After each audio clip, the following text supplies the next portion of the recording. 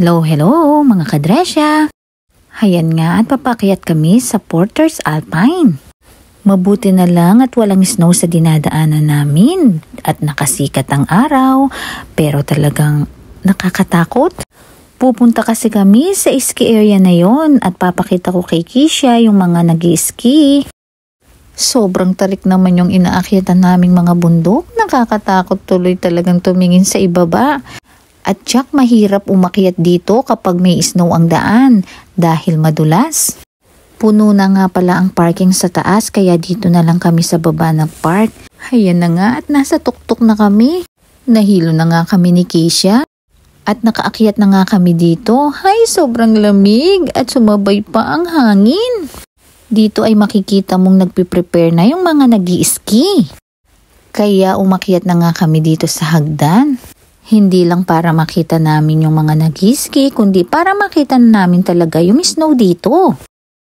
Wow! At ayun na nga si Kisha, tumakbo na doon. Inaapak-apakan na talaga yung snow. Alam nyo bang itong area na ito ang pinakamalapit sa lugar namin? Kaya dito na rin naming naisipang magpunta para agad kaming makaakyat ng bundok. Marami din namang mga pamilyang pumupunta rito upang magbanding at meron nga silang area dito na pwede ka rin kumain eh. Pero syempre marami yung mga nag-ski, lalo na ski area ata ito. Hayan nga si Kisha at nilaro na talaga niya ang snow. Gagawa daw kami ng snowman dito. Eh halo-halo, ayaw mo bang gumawa dyan Kisha?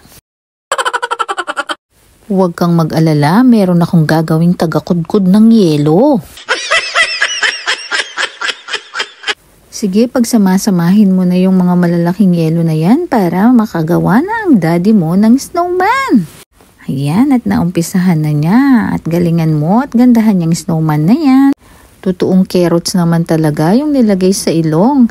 At namulot ng bato para sa mga mata. At syempre, hindi mawawala yung dala kong mga twigs para sa mga kamay. Napulot ko yata ito bago tayo umalis ng bahay. Nilagay ko na rin yung bonnet ni Kisha. Ayaw niya kasing isuot. At itong aking daladalang scarf. O diba? Nakumpleto ang materyales. Kaya gumanda. Siyempre, hindi mawawala ang picture taking dito sa snowman na nagawa namin. Halika na Kisha.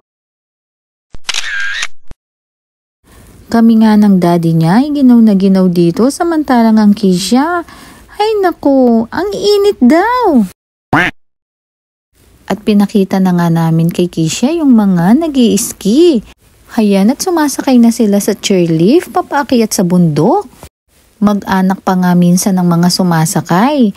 Ang liliit pa ng mga anak nila pero ang gagaling ng mag-ski. Kaya tinanong ko si Kisha kung gusto niyang try ito.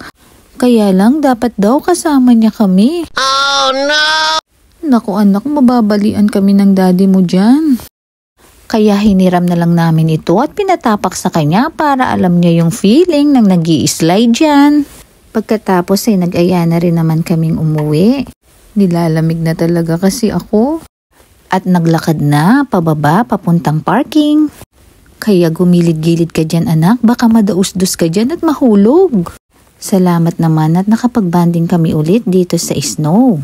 At nakaakyat kahit dito sa matirik at malamig na kabundukan. Paalam!